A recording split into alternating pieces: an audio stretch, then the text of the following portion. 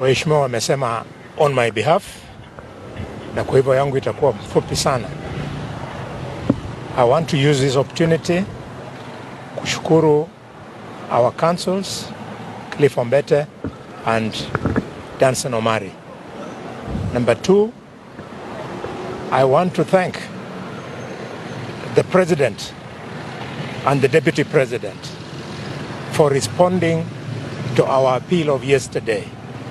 The police had completely refused to listen to us, but our appeal has been listened to, and we want to thank the two leaders for where we have come.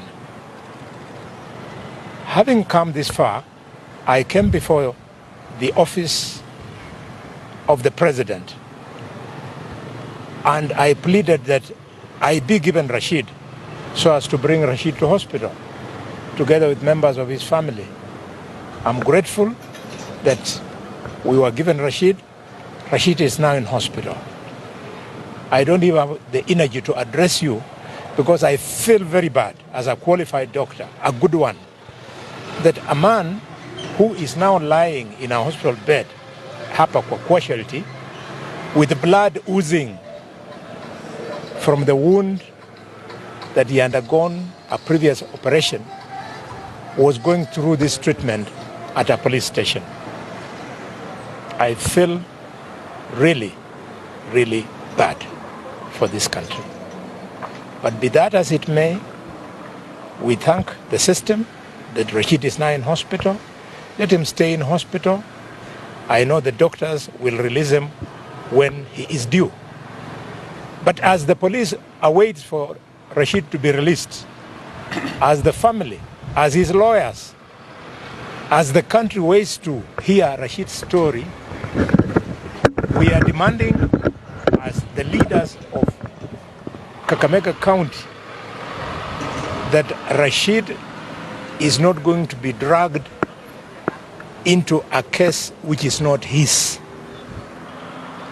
This matter was preceded by one, circulation of material that suggested that the current governor of Kakamega was involved in witchcraft activities. We noted. It was quickly followed by another series of release on social media of Rashid having... First and foremost, let it go on record, and you have heard from Senator, we failed to convince the police that the life of Rashid is in danger. As lawyers, we presented medical reports. The police refused to release Echesa or take him to hospital. We had to invoke Senator, the majority chief whip of Senate, to get the Deputy President of the Republic of Kenya and His Excellency the President of the Republic of Kenya to intervene to save the life of Rashid Echesa. Senator Khalwale called the Deputy President and the President and said it is a question of allowing Echesa medical access. It is not the question that the head of state or the deputy are interfering with the criminal investigations that are going on. The Deputy President and the President intervened. Today, Echesa has been brought here for medical attention. The condition is horrid, as doctors told you. He's bleeding profusely from the wound where he had surgery. We leave it to God and we leave it in the hands of the doctors. What will happen is subject to what the doctors will decide and how he responds to the emergency treatment that is undergoing. Mr. Cliff can finalize on the other matters. That followed the motor vehicle that was carrying Echesa to hospital. I can confirm that the time he was being brought in to the hospital, it was as a result of intervention. He was actually, let me say, critically ill. The OCS had to call the officers of CID because she's only a custodian, but she had instructions that he should not be released. She insisted that this person is critically ill.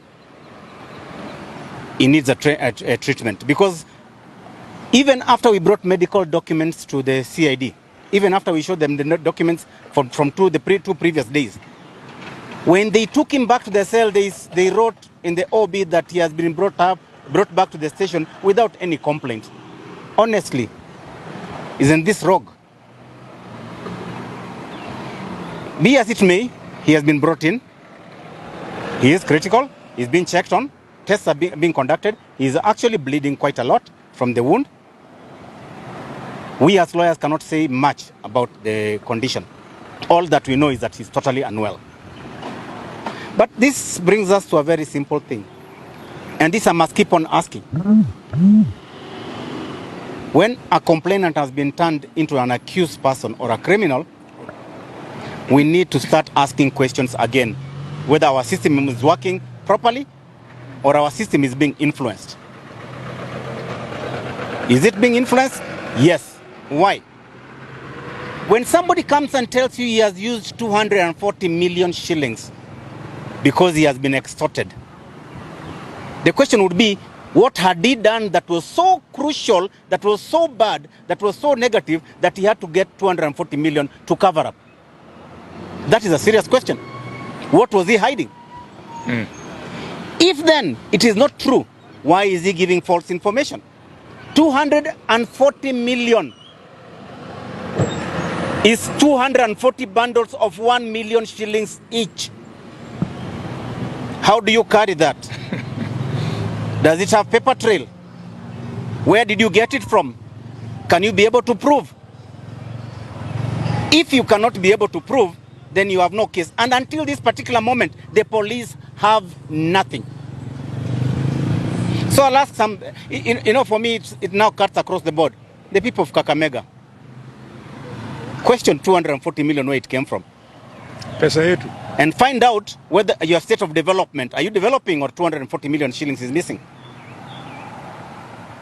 Are you a God-fearing community? Because now you are being the butt of the jokes. Muna Uchawi, muna uganga, muna fertilizer mbaya, kila kitu is coming out. So the question would be, are you a fearing nation that fears God? If so, are you having a governor that fears God? Kama yeye anaendanga kwa uganga, then you have a problem. Mimi naona ni kama itahitaji murudi by election. Ama mtoe governor. Lakini hiyo ndio mnajua. But in the meantime, Barasa needs to answer questions. And they are not few, they are many. And they are not small, they are critical. They are crucial.